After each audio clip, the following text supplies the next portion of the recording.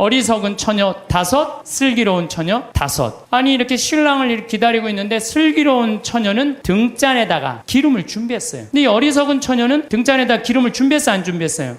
준비하지 않았어요. 신랑이 온다 막 졸다가 깨어나갖고 슬기로운 처녀들은 등에 불이 있었어. 그래갖고 신랑을 맞이하고 갔는데 이 깜깜한 어둠에 있던 어리석은 처녀들은 아이 우리 기름 좀 나눠줘라, 신랑 좀 찾게. 그랬더니 슬기로운 처녀들이 뭐라 그래요? 우리가 나눠주면은 우리도 모자라고 니네들도 모자란다. 니네들 빨리 가서 가게에 사갖고 와라. 그래갖고 그냥 가게로 쫓아가고 왔는데 신랑은 이미 어떻게 됐어요? 들어갔어요. 끝나는 거예요. 여러분들, 신랑이 아무리 좋은 뭐예요? 준비가 안 돼 있는데. 제가 정말로 존경하는 우리 교구 신부님이 한 분 계세요. 이분은 이제 은퇴하셨어요. 나이가 70이라. 날개만 안 달렸지 천사야, 천사. 너무 존경스러워요. 근데 이분이 어머니가 2011년 1월 9일 날 돌아가셨어요. 근데 어머니가 93살에 돌아가셨어요. 93살. 얼마 전에는 우리 교구 신부님 어머니가 100살에 돌아가셨어요. 100살. 요즘 안 죽어요. 요즘. 여러분들은 몇 살까지 살 것 같아요? 여러분들은 110살, 120살까지 살아요. 근데 어쨌든 이 민기순 마리아 할머니가 93살에 돌아가셨는데 이 할머니가 명성황후 3대 직계손이에요. 직계손. 그리고 이 집은 신앙이 얼마나 좋은지 신부님 외할아버지가 그 용인 천리성당 옛날에 초대 본당 회장이었는데 멀리에 성당이 있었어요. 집이 있었어. 큰 집이. 근데 매일 미사 참여하고 싶어갖고 성당 바로 앞에 조그만 집에 있는 교우하고 집을 바꿨어요. 왜 바꾸냐? 나 하느님 집 가까이서 살고 싶어. 그래갖고 우리 큰 집으로 가. 난 여기 와서 살 테니까. 성당 밑에서 산 분이에요. 근데 이 할머니가 신부들을 얼마나 예뻐하는지 몰라요. 저도 이제 할머니 이제 집에 한번 놀러를 간 적이 있는데 자기 아들 만지듯이 나를 막 얼굴을 주물르면서 신부님 내가 평화방송 맨날 본다고 내 신부님 팬이라고 삼계탕을 만들어 주시는데 얼마나 맛있든지. 하여튼 사제라면 정말로 당신 아들같이 사랑하는, 사랑이 정말로 많은 할머니였어요. 이 할머니가 이제 6남매를 낳았는데 제일 큰 아들이 신부가 된 거예요. 그것도 이 신부가 할머니가 옛날에 결혼했는데 5년 만에 생긴 아들이에요. 5년 만에. 그걸 또 하느님한테 봉헌 한 거죠. 정말 기가 막힌 할머니야. 근데 이제 할머니가 이제 돌아가실 때쯤 돼갖고 신부님이 갖고 마지막 병자성사를 해주는데 할머니가 묵주를 이렇게 붙들고 계시더래요. 근데 아들이 이제 가니까 할머니가 마지막 눈을 싱겁게 뜨면서 아들을 보면서 어떻게 돌아가셨는지 알아요? 싹 웃으면서 씩 웃으면서 아들 손을 쫙 잡고 나는 그 할머니 상상이 돼요.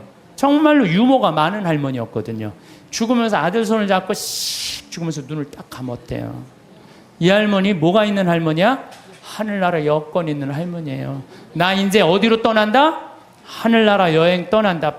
평생 하느님 믿고 살았으니 그 하느님 떠난다. 그리고 아들 손을 잡고 싹 웃으면서.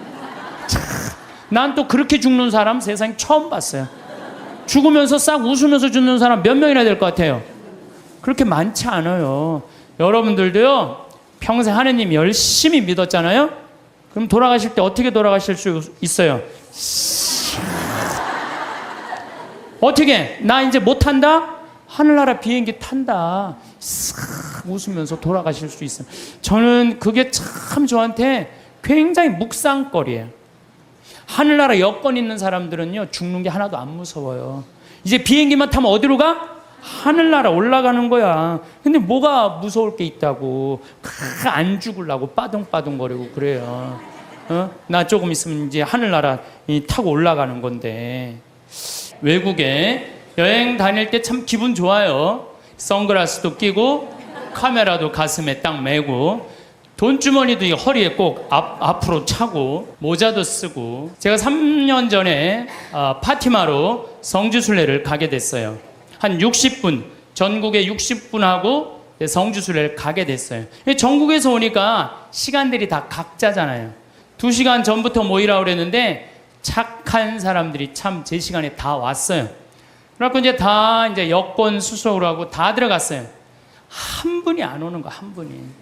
목포에 있는 분이 아무리 기다려도 다 들어갔는데, 그래서 나하고 이제 우리 가이드하고 초조하게 전화를 해서 어디쯤이냐, 차가 막힌다, 빨리 와라.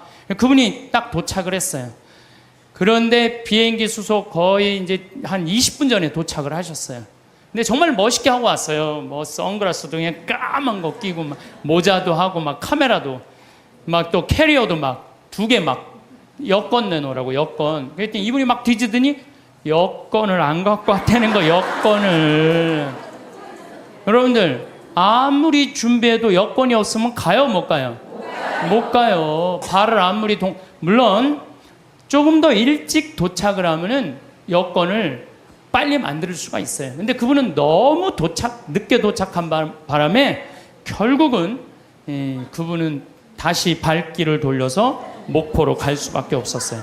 남들은 기분 좋게 파티마를 향해서 성지를 떠났는데 그분만은 여권을 준비하지 못해갖고 비행기를 탈 수 없었어요. 여러분들 이 세상 정말로 열심히 살았어. 막 돈도 열심히 벌고 애들 출세도 막 시켰어. 그래갖고 그냥 다 살다가 이제 죽었어. 죽었는데 베드로 성인이 여권 내놔라 여권. 너 하늘나라 여권 내놔라. 근데 너무 바삐 살다 보니까 성당 갈 시간이 없었던 거야. 먹고 사는데 바빠갖고 하느님을 잊고 산 거야. 나 여권이 없는데요? 그러면 뭐라 그래요? 여권이 없으면 비행기를 탈 수가 없다. 그럼 그때서 아무리 땅을 치고 통곡을 해도 우린 갈 수가 없어요. 예수님이 아무리 좋으면 뭐예요? 내가 예수님을 맞이할 준비가 돼 있어 없어요? 준비가 안 돼 있는 사람은 요들 많아 적어요? 너무 많아요. 저는 이런 생각 많이 해요. 우리들이 죽었는데 딱 죽으면 다 아무것도 없는 줄 알았더니 하늘이 쫙 열리더니 베드로 성인이 딱 나타나갖고 비행기 타고 가야 된다. 자, 여권 내놔라. 나 여권이 없는데요. 돌아가려고 해도 돌아갈 수 있어요 없어요?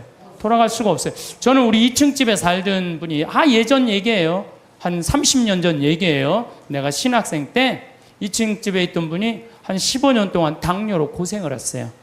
근데 그분이 돌아가시기 3일 전에 갑자기 수녀님을 찾는 거예요. 성당 안 다니셨던 분인데 그래서 부인이 당신 왜 성당도 안 다니던 양반이 갑자기 수녀님을 찾느냐고 내가 이렇게 누워서 비몽사몽 이렇게 있는데 비행기가 한 대 왔는데 나보고 비행기를 타라고 그러더라. 비행기를 타보니까 신부님 수녀님이 비행기에 꽉 차 있는 딱 한 자리 남아있는데 수녀님이 나한테 여기가 당신 자리라고.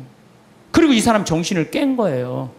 성당 평생 안 다녔는데 꿈에 신부님 수녀님이 꽉 차 있는 비행기 이제 당신 데리고 올라갈 비행기라고. 그래갖고 이분이 수녀님 득달같이 불러갖고 병자성사 대세 받고 병자성사 받고 성체까지 영하고 돌아가셨어요. 이분은. 그분은 하늘나라 여권 마지막에 챙긴 거 안 챙긴 거예요? 챙긴 거예요. 그래서 싹 올라간 거죠. 우리 인생 살면서 정말로 중요한 거 빼먹고 사는 사람들 많아요. 그게 뭐냐면 바로 신앙생활이에요. 신앙생활. 신앙생활은요 우리 인생의 이정표하고 똑같은 거예요. 내가 지금 이 길을 잘 가고 있는가 안 가고 있는가 중간중간 여러분들 이정표 확인해요 안 확인해요? 확인하죠? 부산까지 가려면은 여기 지금 내가 지금 대전을 지나가고 대구를 지나가고 경주를 지나가고 부산 이정표 확인 안 하고 그냥 대전에서 잘못 가려갖고 전주로 갔어. 확인 계속 안 하고 어디로 가요? 목포로 가요. 목포. 신앙생활이라는 건 바로 이정표예요. 당신 인생 지금 제대로 살고 있나? 주일마다 나가서 확인하는 거 안 확인하는 거예요? 확인하는 거예요. 요즘 인생 이정표 없이 살다가 깜깜한 어둠을 헤매는 사람들 텔레비 속에 많이 봐요 안 봐요? 많이 보죠? 돈이 너무 많으니까 이 돈을 어떻게 주체할 수 없으니까 무슨 버진 아일랜드인가 어디에다가 회사 차려놓고 그냥 세금 떼어먹고 깜깜한 어둠 속을 헤매는 사람들 많아요. 성당 나가면서요 내가 제대로 살고 있나 안 살고 있나 이거 확인하는 거 이거 정말로 중요한 분. 여러분들 어느 날 거미가 나뭇가지에서 쫙 줄을 타고 내려와 갖고 집을 졌어요. 쫙 집을 졌어. 이 육각형 정방향으로 싹 집을 졌어.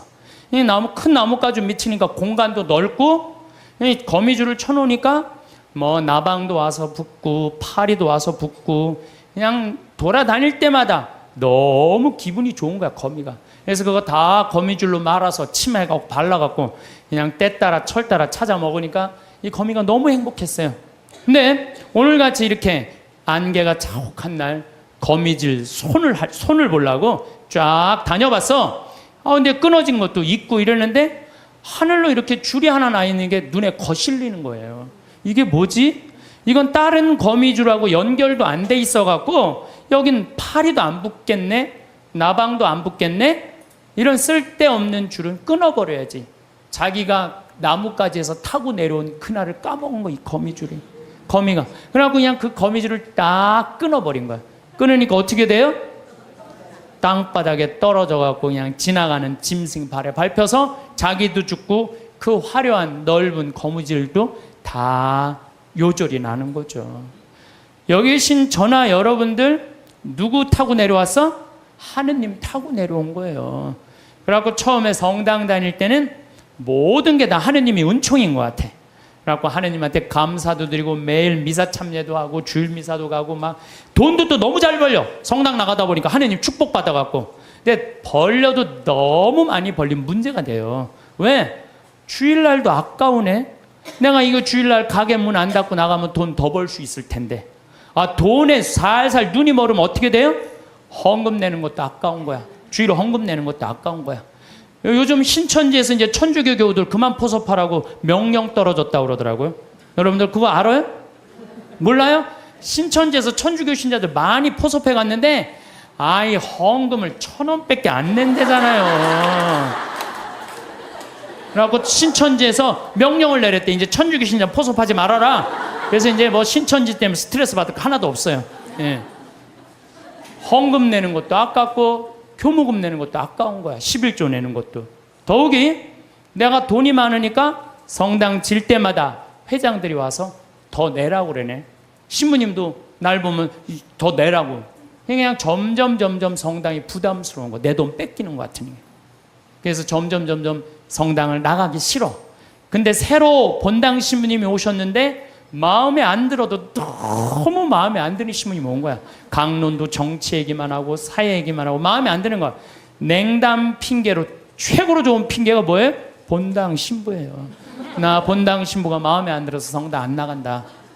여러분들 본당 신부가 여러분들 하느님하고 인연 끊는데 그게 이유가 된다는 건 말이 안 돼요. 본당 신부가 마음에 안 들면 보좌 신부 미사에 나가면 되잖아요. 그렇잖아요. 보좌 신부도 마음에 안 들면 옆 성당 나가면, 요즘 성당이 얼마나 많아요. 조금만 가 옆 성당인데 그게 뭐가 이유가 돼요. 그 옆 성당도 마음에 안 들면 명동 성당에 가면 명동 성당에. 그건 다 냉담의 핑계예요. 성당이 어둡다, 강론이 길다, 다 냉담의 핑계야. 그래갖고 딱 줄을 끊어버렸어. 그러면은 어떻게 돼요? 내가 그동안 쌓아놓았던 모든 게 한순간에 끊어지는 거예요. 근데 현대인들은 그거를 몰라요. 그러면 신부님, 하느님 열심히 믿는 건 뭐예요? 하느님 열심히 믿는 건 하느님 꽉 붙잡고 살면 돼요. 여러분들 우리 그네 타는 거 아시죠? 단오절날 그네 탈 때 어때요? 뒤에서 밀어주면 그네 타는 사람 어떻게 해요? 저 위에서부터 내려온 줄 어떻게 잡죠? 꽉 잡고 있어요. 그래갖고 뒤에서 밀어주면 그 줄만 잡으면 웬만하면 안 떨어져요. 근데 그냥 그네 탈 때 자기 좋다고 그냥 뒤에서 밀어주는데 줄 안 잡고 있으면 어떻게 돼요? 하늘로 날아가는 거예요. 날아가고 떨어져갖고 그냥 얼굴 코뼈 깨지고 그냥 눈알 그냥 쓸리고 막 이러는 거예요. 하느님 믿는 거는 어떻게 믿어야 되느냐? 꽉 잡아야 돼요. 하느님 꽉 잡는 방법은 뭐예요? 레지오 활동 열심히 하고 성령 기도해 나가고 성당에 전례 봉사하면 전례 봉사하고 반모임 열심히 나가고 매일 미사 나가고 이게 하느님 꽉 붙잡고 사는 거예요. 근데 요즘 현대인들은 내가 보기에는요 하느님 꽉 붙잡고 사는 사람 별로 없어요. 다 그냥 줄 흔하게 잡고 떨어지려면 떨어져라. 난 하늘로 날아가고 싶다. 그런 사람들 너무 많습니다. 요한복음 15장에 보면은 예수님이 나는 참 포도나무요 너희는 가지로다 이 얘기를 해요. 내 안에 머물러라. 나도 너희 안에 머무르겠다.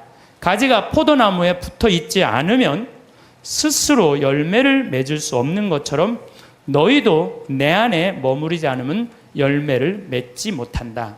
너희는 나 없이 아무것도 하지 못한다. 우린 누구 옆에 꽉 붙잡고 살아야 돼? 예수님 꽉 붙잡고 살아야 돼요. 근데 그냥 예수님이 주일날 나가는 거 귀찮다고 본당 신부 강론이 마음에 안 든다고 줄 놔버리면은 우리는 그냥 끝나는 거예요. 제가 얼마 전에 세례받고 신학교 가고 그 다음에 거기서 신부된 수원교구 조원동 주교자 성당에 강의를 가게 됐어요. 근데 보통 출신 성당에 강의 잘 안 가요. 왜? 어렸을 때 나 코 올리고 맨날 나 사고 치고 다녔던 거 다 본 분들이 그냥 다 아직도 있는데 그 성당에 왜 가요? 동창 신부들도 그러더라고요. 야, 너 그 출신 성당에 가서 강론하는 거 아니야. 예수님도 예언자 고향에서 존경받지 못했다는데 네가 뭐라고 그냥 거기 출신 본당에 가서 강의하느냐? 그러길래 내가 한마디 했어요. 나는 걱정 하나도 없다. 나는 예언자가 아니다. 예수님은 예언자시지만 나는 그냥 일갓 하나의 그냥 신부다, 신부. 이제 강의를 갔어요. 강의를 갔는데 정말로 30년 전에 본 사람이 그대로 다 있는 거예요. 하나도 안 죽고 다.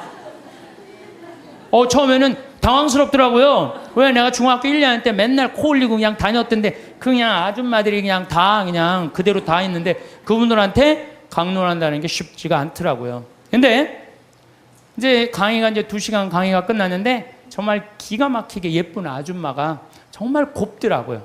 날 보더니 신부님 저 아시겠느냐고. 얼굴은 분명히 알겠는데 누구 엄마인지를 모르겠는 거야. 누구 엄마인지를.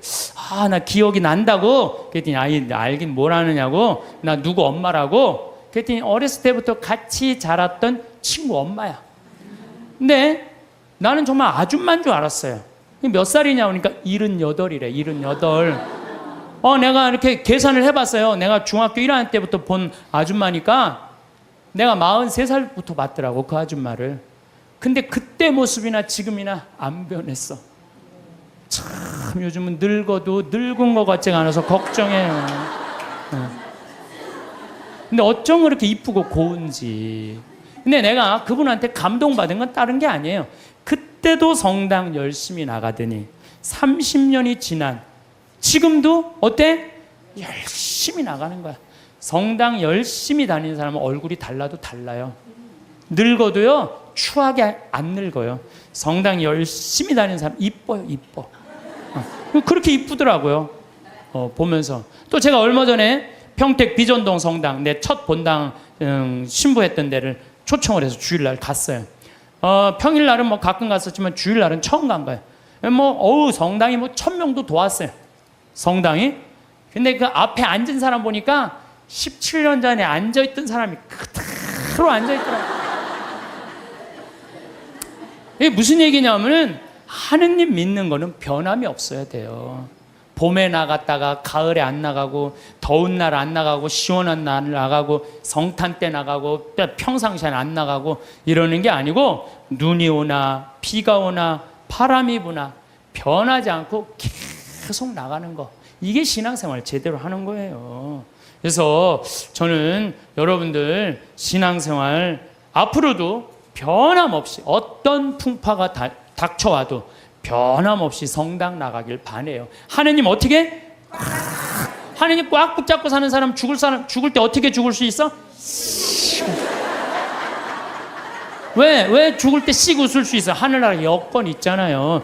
내가 하느님 온전히 꽉 믿은 사람은요 죽음이 아니에요. 죽음은 새로운 삶으로 옮아가는 거예요. 새로운 삶으로. 하느님 믿는 건 그런 거예요. 그래서 저는 제가 여러 번 요즘 요 근래에 죽음이라는 걸 경험하면서 정말 많이 묵상을 해봤어요. 죽는 게 뭔가. 이게요 하늘나라로 건너가는 다리일 뿐이에요. 죽는 거 무서워할 필요 하나도 없어요. 신부님, 그런데 저는요 가끔 믿음이 흔들릴 때가 있어요. 꽉 붙잡고 사는데 이게 정말로 하느님이 계신가 안 계신가 의심스러울 때가 있어요. 여기 계신 분들도 그럴 때 있어요, 없어요? 그거는요 저도 그래요. 믿음하면서 계신가 안 계신가 이거 의심 안 하는 사람 한 사람도 없어요. 심지어 성인들도요, 극도의 유혹을 받는다고 그래. 신앙생활하면서 의심을 하는 건 당연한 거예요. 근데 혹시 여기 계신 여러분들 가운데 내가 태어난 날 의심하는 분들 계셔요, 안 계셔요? 네? 태어난 날 의심하는 분 있어요, 없어요?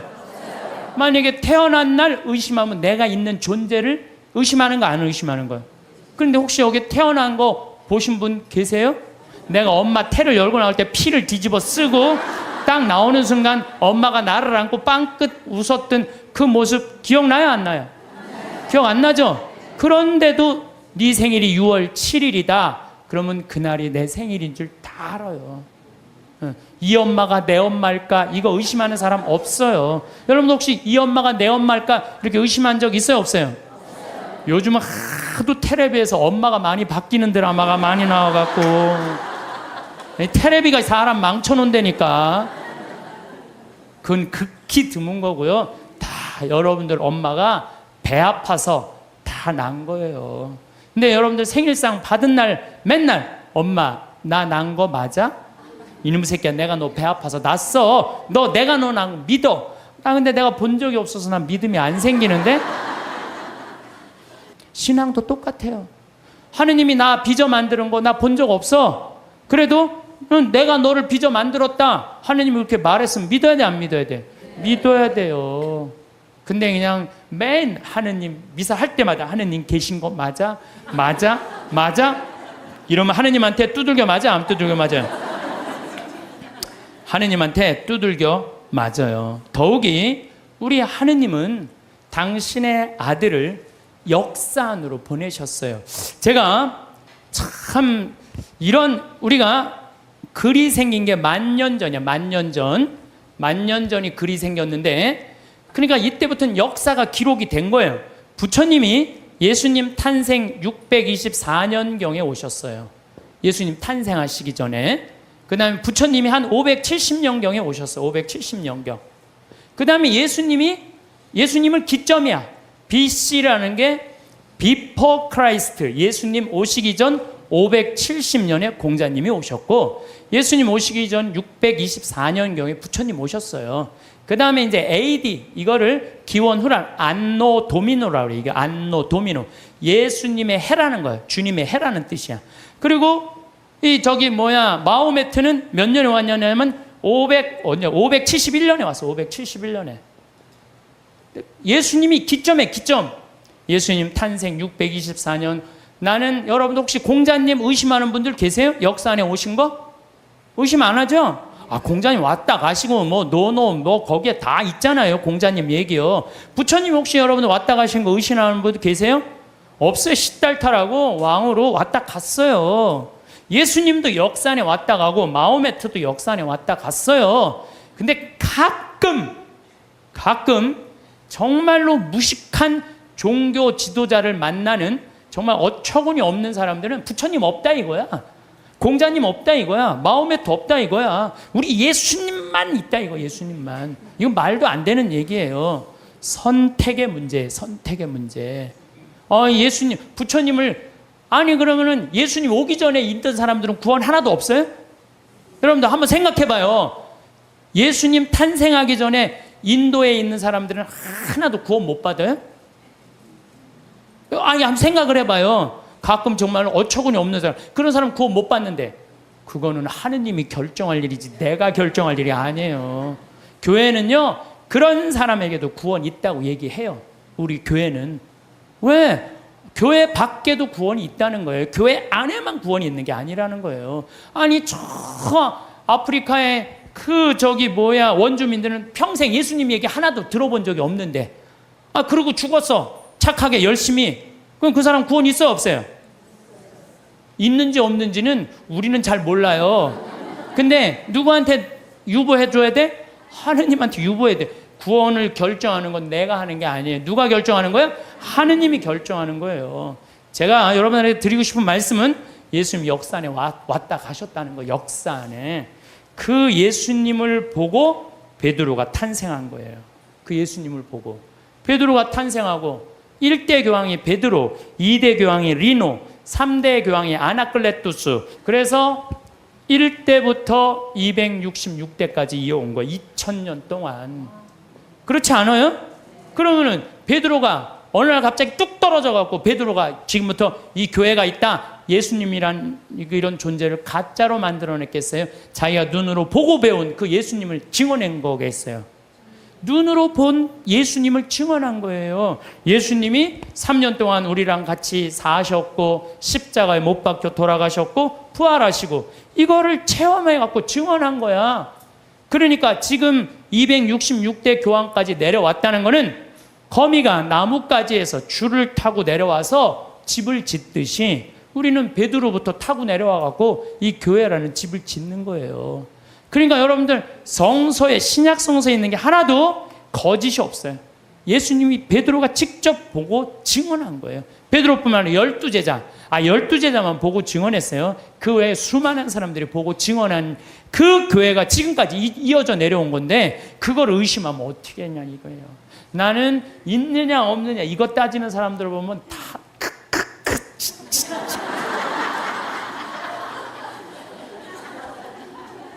가슴이 답답해요. 어떻게 그렇게 의심이 많아요? 하느님은 우리를 지어내신 주물주시고 창조주셔요. 그냥 꽉 붙잡고 살면 돼요.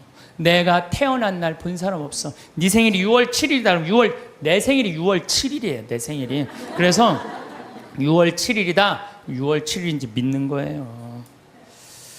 정화상 성인은 감옥에서 쓴 책 상대상서에서 이런 글을 써요. 사람이 한 편의 걸작이나 한 편의 명화를 보면 존경하고 예찬하듯이 우주 만물에 한없이 많고 아름다움도 하나의 걸작이고 명화일진데 드물게도 그것을 만든 이가 누구인지를 묻지 않으면 어떤 이유인지 모르겠습니다. 우리가 모나리자, 레오나르도 다빈치가 그렸다 그러면 레오나르도 다빈치가 그린 줄 아는 거예요. 경복궁 이거 진 사람 있다 그러면 경복궁 진 사람 있는 거예요.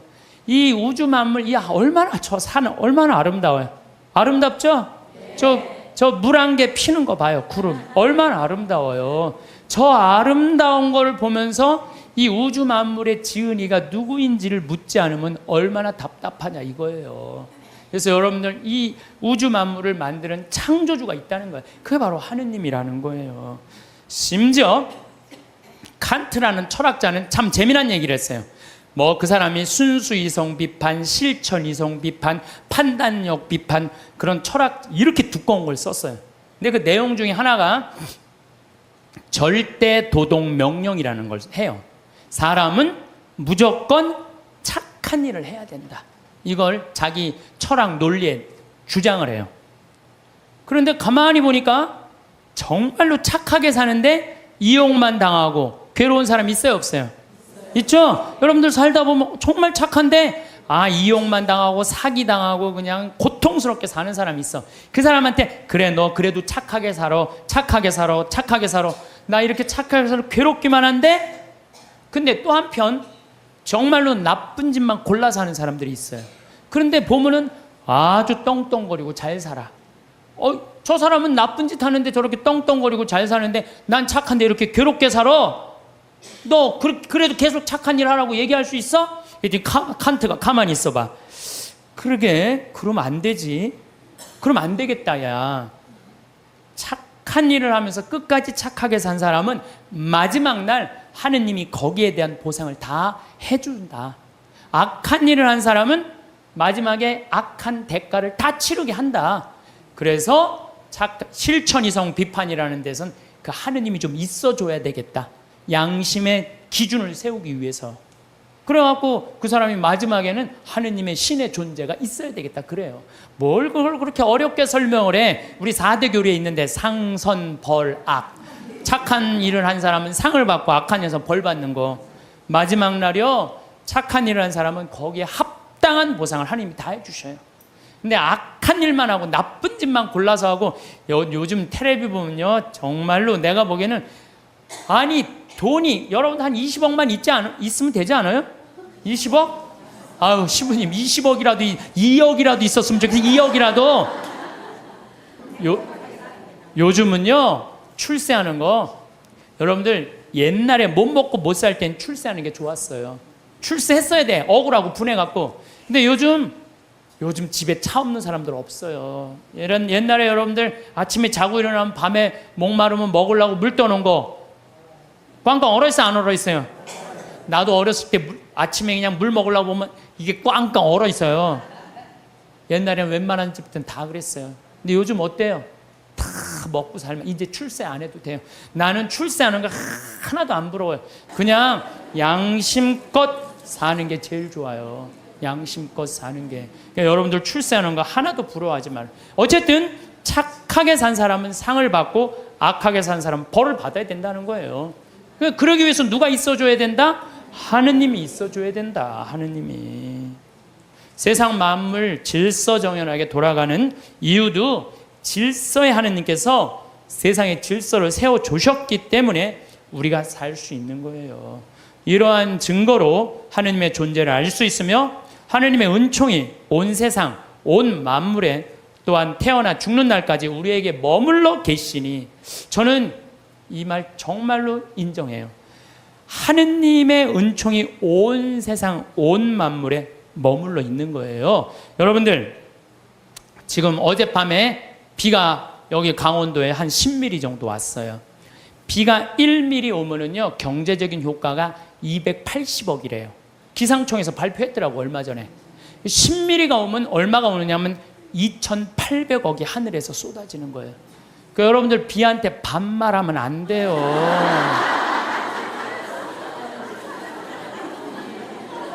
근데 우리는 얼마나 건방지냐 하면은 비 왔네? 비 오고 있네? 이게 말이 돼요? 비 오시네. 비 오시네. 빗님 오셨네. 이래야지. 비 왔네가 뭐예요? 내가 우리 여기 지금 고추를 2만 포기를 심어놨어요. 3,000평에다가. 근데 10일 동안 빗님이 안 오셨어요. 그러면은 10일 정도 안 오면요 말라요. 마르기 시작하면요 고추가 마르는 게 아니라 내가 입이 바짝 내가 말라요. 감자, 옥수수 지금 3,000평, 5,000평 다 심어놨어요. 근데 어젯밤에 이렇게 누워서 자는데 빗님 오는 소리가 들리더라고요. 난 미소가 싹 젖이는 거예요. 하느님 감사합니다. 우리 고추들이 싱싱하게 자랄 수 있도록 빗님을 내려주셔서 감사합니다. 사실은 저 빗님한테 존댓말 하는 사람만 물을 쓸 수 있어요. 막 반말하고 비 왔네. 아유 지겨워 짜증나. 비님이 오시는 게 얼마나 중요한데 그걸 지겹다 그래. 농민들한테는요 저게 생명이에요. 생명. 만약에 저걸 내가 한번 재작년인가 3년 전에 배추밭에 가을 마른 장마가 왔어요. 가을 동안 한 번도 빗님이 안 오셨어. 저 강물을 터서 하는데요 그 전기, 노력, 돈이 얼마가 들어가는데요. 그걸 전국적으로 다 한다고 생각을 해봐요. 그러니까 1mm 오면요 280억 내려주시는 거 맞는 거예요. 그러니까 우린 빗님을 해도 어떻게? 빗님 오시네. 감사해야 돼요. 더욱이 우리 여기 지금 이 어두움을 밝히기 위해서 등을 켜놨잖아요. 이거 돈으로 하려면 지금 얼마예요? 우리 한 달에 전기세 500만 원 나가는데 이 큰 건물을 유지하려면은. 근데 낮에 태양이 비춰갖고 온 세상을 밝혀주잖아요. 그걸 전기로 쓰려고 생각을 해봐요. 돈이 얼마가 될 것 같아요? 빗님 공짜로 쓰지, 태양빛 공짜로 쓰지. 이걸 공짜로 쓰면서도 하느님의 이 은총을 저버리면 어떻게 하냐 이거예요. 지금 여러분들 더워갖고 저 에어컨 지금 틀어놨잖아요. 저 에어컨만 틀면 우리가 100만 원, 150만 원 전기 확 올라가요. 근데 저 우리 생태마을 앞에 나가면 느티나 바람이 싹 불으면 기분이 얼마나 좋아. 그 바람을 마저도 감사한 거예요. 그걸 에어컨 바람으로 만들어내려면 원자력 발전소 그냥 26개 다 가동해도 못해요. 우리는요 정말로 걸을 때나 눈을 뜰 때나 잠을 잘 때나 공기는 또 어때? 내가 또 이 스킨스쿠버 다이빙해요. 그 물속에 들어갈 때 30분 그 마시는 그 공기통 사는 게 3만 원이에요. 3만 원. 30분 마시는데 3만 원 들어요. 3만 원. 근데 여러분들은 지금 하루 종일 공짜로 얼마나 돼요? 이게 여러분들이 저 앰뷸런스에 실려갈 때 그 산소호흡기 되면 그건 더 비싸요. 36만 원인데 36만 원. 그러니까 그냥 하루 24시간 숨 공짜로 쉬면은 여러분들 거의 1,000만 원 280억 내려주시지 1,000만 원 공짜로 내려주시지. 그런데 이게 감사하지 않고 살면은 이게 어찌 된 일이냐, 그 얘기예요. 하느님 은총 없이 되는 일 하나도 없어요. 하느님의 그 은혜를 저버릴 수 없음은 아들이 어버이 덕에 먹고 그 집에 살며 그 살림을 쓰면서 함부로 제가 잘난 체하며 부모를 무시하며 섬김과 근본을 갚는 뜻을 모르면 효도입니까? 불효입니까? 여러분들 태어나갖고 엄마 아버지 세간살이 써야 안 써요? 쓰죠? 엄마 아빠 밥솥 쓰고 엄마 아빠 방 쓰고 엄마 아빠 거실 쓰고 엄마 아빠 전기 다 쓰는 거 아니에요? 전화기. 그런데 그 엄마 아빠한테 감사하지 않으면 효도냐 불효냐 이거예요. 그것처럼 우리는 하느님 세간살이 쓴다 이거예요. 나무, 저 빈님, 태양, 바람 다 하느님 세간살이야. 그걸 쓰면서 감사해야 된다 이거죠. 저는 여러분들도 다 하느님 은총 속에 살았지만 저는 특별히 하느님 사랑받고 산 신부예요. 제가 2010년 4월 6일 날 위암 수술했어요. 위를 3분의 1을 잘라냈어요. 위를 3분의 1을. 내가 그렇게 방송에 나가서 그렇게 위암 수술했다는데 말할 때마다 놀라는 거 보면 난 또 놀라요. 내가 전국적으로 이렇게 수술했다고 얘기해도. 근데 우리 위가 딱 손바닥만 하대요. 손바닥. 근데 저는 정 가운데 위암이 생겼어요. 1.5cm가 생겼어요. 그러더니 의사가 요 밑에 생겼으면은 밑에만 자르면 되는데 위에 생겼으면 위에만 자르면 되는데 정 가운데 자르면 위로 5cm 아래로 5cm 잘라야지 더 이상 전이가 안 된다는 거예요. 그래서 3분의 2를 잘라야 된다고 잘랐어요. 근데 우리 위는 음식을 받아들이는 부분이에요. 아래는 음식을 빻는 부분이야. 빻는 부분. 나는 근데 빻는 부분을 자른 거야. 빻는 부분을. 그러니까 음식을 먹으면은 옛날에는 위가 알아서 빠졌어. 그래갖고 소장으로 보내줬어. 소장에서는 흡수만 하면 돼. 근데 이제 음식을 먹으면 어떻게 되느냐? 바로 이제 잘라갖고 이 12장하고 바로 소장으로 내려가는 거예요. 근데 내가 우리 몸이요. 여러분들 제가 항상 강의 때마다 얘기하죠. 이 몸 자체 여러분들 이거 다 돈이에요. 돈. 정말 기가 막힌 거예요. 우리 시각 장애우들 내가 얘기하잖아요. 시각 장애우들 눈 하나 이거 갈아 끼는데 얼마 들어? 1억 들어. 1억. 2개 갈아 끼면 2억이야. 2억. 지금 난 눈 뜨고 쳐다보고 있는 분들 2억 깔고 지금 쳐다보고 있는 2억 깔고. 아니 내가 해보니까 이게 다 돈이라는 생각이 들어요. 이게 이제 위를 잘랐어요. 위를 잘라니까 밥을 먹잖아요. 그럼 의사 선생님이 밥 먹으면 무조건 45도 누워 있으래요. 왜냐면 이제 먹으면은 옛날에는 누가 빻어? 위가 이제 빻단 말이야. 근데 지금은 누가 빻냐면 소장이 빻는 거예요. 여기 들어가면은 음식이 들어가면요. 신기해. 여기서 물컹 지나가 음식이요. 진짜로. 이렇게 지나가요. 이렇게 지나가고 이쪽 등 쪽으로 해서 꾸르륵 하면서 또 이쪽으로 물컹 지나가요. 참 기가 막히더라고요. 이렇게 보면은 이렇게 꿀꿀 음식이 지나가는 소리가 들려요. 우리 몸이요. 이게 다 기적이야, 기적. 그러니까 여러분들 심장 하나 갈아 낀데 5천, 간 갈아 낀데 7천, 신장 갈아 낀데 3천 드는 거예요. 그럼 이거 2억, 이거 1억 5천, 3억 5천. 내가 요즘 이가 안 좋아갖고 이거 갈아, 이거 이제 틀니 비슷한 거 끼고 있거든요. 의사한테 물어봤어요. 이거 임플란트로 다 갈으려면 얼마냐? 이가 28개래요. 신부님 싸게 해줘서 5천 해준대.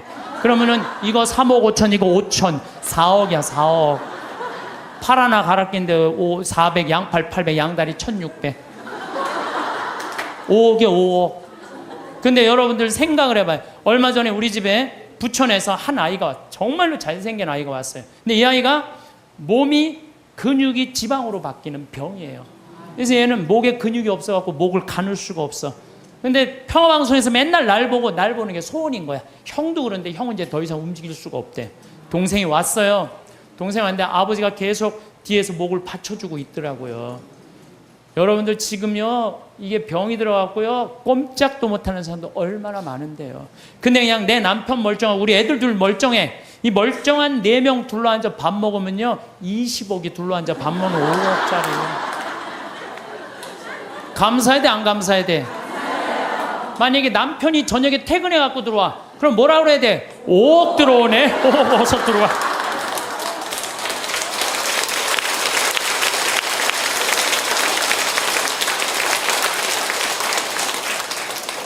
어머니께서 해주시던 말씀이 문득 떠올랐습니다. 신앙이란 머리로 외우는 지식이 아니라 발로 걷고 손으로 만지며 마음으로 느끼는 삶 그 자체라고 하셨지요. 성당에서 들은 귀한 말씀이 정말 내 것이 되려면 매 부엌에서 내 마당에서 이웃과의 만남 속에서 직접 경험하고 살아내야 한다는 뜻이었습니다. 세상의 모든 진리가 어쩌면 이와 같을지 모릅니다. 책 속에 갇힌 지혜가 아니라 나의 살과 피가 되는 살아있는 지혜가 되어야 하는 것이지요. 요리를 할 때를 생각해보면 그 의미가 더욱 선명해집니다. 아무리 좋은 요리법을 달달 외우고 유명한 요리사의 영상을 수십 번 보아도 소용없습니다. 실제로 불 앞에 서서 재료를 정성껏 다듬고 내 손의 감각으로 간을 맞춰보고 끓어오르는 찌개의 냄새를 맡아보지 않으면 결코 맛있는 음식을 만들 수 없습니다. 때로는 손을 대기도 하고 간 맞추기에 실패하기도 하면서 뒤로서 나만의 맛을 찾아가는 과정 그 자체가 요리의 본질이겠지요. 신앙도 그렇습니다. 성경 구절을 많이 알고 교리를 잘 외운다고 해서 저절로 믿음이 깊어지는 것은 아닙니다. 매일매일 살아가는 아주 평범하고 때로는 지루하기까지 한 현실 속에서 살아계신 하느님의 숨결과 사랑을 직접 체험하고 느껴야 합니다. 아침에 일어나 창문을 활짝 열고 들이쉬는 상쾌한 공기 속에서 치저귀는 새소리를 들을 때 그 순간이 바로 생명의 기운을 느끼는 현장입니다. 무심코 마주친 이웃과 정답게 인사를 나눌 때, 시장에서 덤을 얹어주는 상인의 따뜻한 마음을 만날 때 그 순간순간이 바로 사랑을 만나는 거룩한 현장입니다. 어린 시절에는 몰랐지만 이제 나이가 들고 보니 참 신기하고 고마운 일이 세상에 가득합니다. 젊을 때는 너무나 당연하게 여겼던 것들이 실은 하나하나가 기적과 같은 선물이었음을 깨닫게 됩니다. 아침에 무사히 눈을 뜨는 것, 밤새 아무런 탈 없이 평안히 잠들 수 있었던 것, 하루 세끼 식사를 거르지 않고 할 수 있는 것, 사랑하는 가족들이 각자의 자리에서 건강하게 지내주는 것, 이 모든 것들이 그저 주어진 것이 아니라는 걸 이제야 조금씩 알아갑니다. 마치 공기의 소중함을 잊고 살다가 숨이 가빠진 뒤에야 뒤로서 공기의 고마움을 알게 되는 것처럼 말입니다. 젊은 시절에는 그저 앞만 보고 달렸습니다. 더 많이 가져야 행복하고 더 높이 올라가야 성공한 것이라 믿었지요. 남들보다 뒤처지면 안 된다는 불안감에 제 자신을 끊임없이 채찍질했습니다. 그러다 보니 이미 내 손에 쥐고 있는 것들의 소중함을 까맣게 잊고 살았습니다. 건강할 때는 건강이 얼마나 큰 축복인지 모르고 사랑하는 가족이 늘 곁에 있을 때는 그 시간이 얼마나 값진 보물인지 몰랐습니다. 늘 미래의 행복을 위해 현재의 소중한 것들을 담보로 잡고 살았던 셈입니다. 하지만 세월이 흐르면서 삶을 바라보는 관점이 자연스럽게 바뀝니다. 화려하고 커다란 것보다는 소박하고 작은 것에서 더 크고 깊은 기쁨을 느끼게 됩니다. 오래된 친구와 나누는 짧은 안부 전화 햇살 좋은 오후에 마시는 따뜻한 차, 한 잔 이웃과 나누는 정다운 인사 한마디. 이런 평범하기 짝이 없는 일상의 순간들이 하루하루를 보석처럼 빛나게 합니다. 예전에는 목표를 이루는 그 순간의 환희가 중요했다면 이제는 그 목표를 향해 걸어가는 한 걸음, 한 걸음의 과정이 더 소중하게 느껴집니다. 매일 아침 잠에서 깨어나면서 조용히 생각해 봅니다. 오늘도 내게 주어진 선물들이 얼마나 많은지 말이에요. 멀쩡한 두 다리로 땅을 딛고 걸을 수 있다는 것, 맑은 정신으로 생각하고 판단할 수 있다는 것, 사랑하는 사람들과 함께 시간을 보낼 수 있다는 것, 이 모든 것이 저절로 생긴 것이 아니라 하늘에서 내려주신 크나큰 은혜라는 생각이 듭니다. 아침 햇살이 창가에 스며들 때마다 새로운 하루를 선물 받은 것에 대한 감사가 저절로 우러나옵니다. 특히 식사 시간이 되면 더욱 감사한 마음이 듭니다. 밥 한 그릇이 내 앞에 식탁에 오르기까지 얼마나 많은 손길과 정성이 필요한지 생각해보면 정말 놀랍고 경이롭습니다. 뜨거운 뙤약볕 아래서 땀 흘리는 농부가 씨앗을 뿌리고 정성껏 키워낸 쌀알들, 그것을 우리 집까지 안전하게 옮겨준 이름 모를 분들의 수고, 깨끗한 물과 따뜻한 불, 그리고 이 모든 것을 요리할 수 있는 건강한 몸과 시간까지, 이 모든 것들 중 어느 하나라도 없었다면 이 따뜻한 밥 한 그릇을 마주할 수 없었을 겁니다. 하나하나가 모두 기적 같은 선물입니다. 그런데 문제는 우리가 이 모든 감사함을 너무나 쉽게 잊는다는 것입니다. 어제의 감사함을 오늘은 당연하게 여기고 오늘의 은혜를 내일은 기억조차 하지 못합니다. 마치 물고기가 물의 존재를 평생 의식하지 못하고 살아가듯이 우리도 늘 받고 있는 사랑과 돌봄의 은혜를 잊고 살아갑니다. 당연함이라는 무서운 습관이 우리의 눈과 마음을 가리기 때문입니다. 그래서 의식적으로 기억하고 표현하려고 노력해야 합니다. 아침에 일어나면서 어제 하루도 무사히 지켜주셔서 감사합니다 하고 작은 목소리로 속삭여 봅니다. 잠자리에 들 때는 오늘 하루 동안 받았던 크고 작은 선물들을 하나씩 손꼽아 떠올려 봅니다. 많은 분들이 신앙생활을 성당 안에서만 하는 특별한 활동으로 생각합니다. 일주일에 한 번 미사에 참여하고 정해진 시간에 기도하는 것만이 신앙의 전부라고 여기지요. 물론 공동체와 함께 드리는 예배와 기도는 우리 믿음의 뿌리를 튼튼하게 하는 매우 소중한 시간입니다. 하지만 진짜 신앙생활은 성당 문을 나선 후 나의 일상 속에서 시작됩니다. 집으로 돌아와 설거지를 할 때도 우리는 충분히 기도할 수 있습니다. 따뜻한 물이 손끝에 닿는 느낌을 감사히 여기며 더러워진 그릇들이 깨끗해지는 모습을 보며 내 마음속의 미움과 욕심도 이렇게 깨끗하게 씻겨나가기를 바라는 마음을 담을 수 있지요. 빨래를 넣는 시간도 마찬가지입니다. 깨끗하게 빨린 옷들을 햇볕 좋은 곳에 널며 바람에 기분 좋게 날리는 모습을 보며 우리 가족 모두의 몸과 마음이 늘 이렇게 깨끗하고 건강하게 지낼 수 있기를 기원할 수 있습니다. 작은 텃밭을 가꾸는 시간은 제게 특별히 소중한 기도의 시간입니다. 작은 씨앗을 흙에 심으며 보이지 않는 곳에서 시작될 새로운 생명에 대한 희망을 품고 물을 주며 나의 사랑과 정성이 전해지기를 바라고 무성하게 자라나는 잡초를 뽑으며 내 마음의 불필요한 걱정과 욕심을 걷어냅니다. 이 모든 과정 하나하나가 바로 우리 신앙의 여정과 놀랍도록 닮아 있습니다. 눈에 보이지 않는 작은 씨앗이 어두운 땅 속에서 아무도 모르게 조용히 자라나 싹을 틔우고 꽃을 피우는 것처럼 우리의 믿음도 화려한 기적이 아니라 평범한 일상 속에서의 꾸준한 돌봄과 사랑을 통해 천천히 깊어지고 연근다는 것을 저 작은 텃밭이 매일같이 가르쳐줍니다.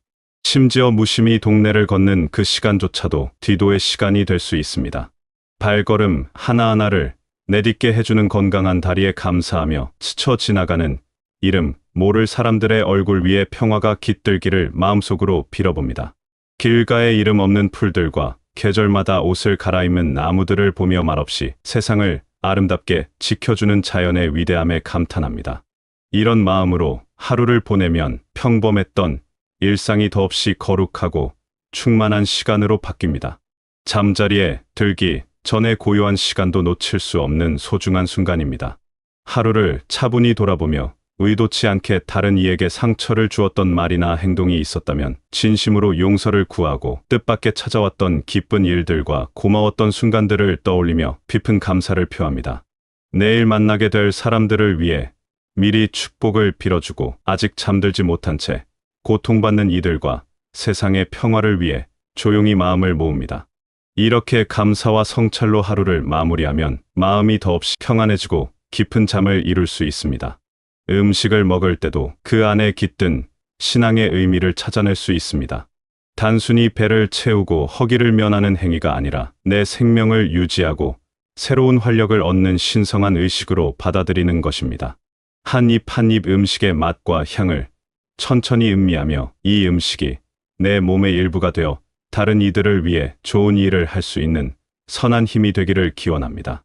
이처럼 일상의 모든 행위의 기도와 감사의 마음을 실으면 평범한 하루가 기적 같은 특별한 하루로 바뀝니다. 성당에서만 어렵게 만나던 하느님을 내 집 부엌에서, 내 작은 정원에서, 그리고 동네 산책길에서 언제든 만날 수 있게 됩니다. 그렇게 신앙과 생활이 따로 떨어진 두 개의 섬이 아니라 자연스럽게 하나로 어우러진 풍요로운 삶을 살 수 있습니다. 물론 이런 마음가짐을 늘 한결같이 유지하기는 쉽지 않습니다. 살다 보면 예기치 않은 걱정과 불안이 파도처럼 밀려올 때도 있고 때로는 이유 없는 짜증과 불만이 마음을 어지럽힐 때도 있습니다. 몸이 아프거나 마음이 유난히 힘든 날에는 감사보다는 원망이 앞서기도 합니다. 그럴 때는 억지로 감사하려 애쓰기보다 그저 솔직하게 힘든 마음을 그대로 털어놓는 것이 좋습니다. 완벽한 신앙인이 되어야 한다는 부담감보다는 상처받고 약한 모습 그대로를 드러내는 진실한 마음이 더욱 소중합니다. 가장 중요한 것은 매일 아침 새롭게 시작하는 마음가짐입니다. 어제 실패했다고 해서 오늘도 실패하리란 법은 없습니다. 어제는 감사를 잊고 불평 속에 살았지만 오늘은 다시 고마운 마음으로 하루를 시작할 수 있습니다. 어제는 기도를 깜빡 잊고 바쁘게만 보냈지만 오늘은 일상 속의 작은 순간들 안에서 그분의 숨결을 느끼려고 다시 노력할 수 있습니다. 넘어져도 괜찮습니다. 다시 일어나 첫걸음을 떼는 용기가 중요합니다. 신앙생활의 핵심은 저 멀리 있는 거창한 목표를 이루는 것이 아닙니다. 매일매일 내 곁에 있는 작은 감사들을 놓치지 않고 평범하기 그지없는 일상 속에서 숨겨진 거룩함을 발견하는 것입니다. 이 인생을 바꿀 만한 큰 기적을 바라기보다는 이미 우리 곁에 늘 함께하는 작은 기적들을 알아차리는 눈을 갖는 것입니다. 하늘 저 멀리에 계신 하느님을 찾기보다는 바로 여기 지금 이 순간 나와 함께 숨 쉬고 계시는 분을 온 마음으로 느끼는 것입니다. 그렇게 하루하루를 정성껏 살다 보면 어느새 마음속에 잔잔한 평화가 깃들게 됩니다. 남과 나를 비교하며 조급해하던 마음이 차츰 잦아들고 내가 이미 가지고 있는 것들에 대한 깊은 감사가 커집니다.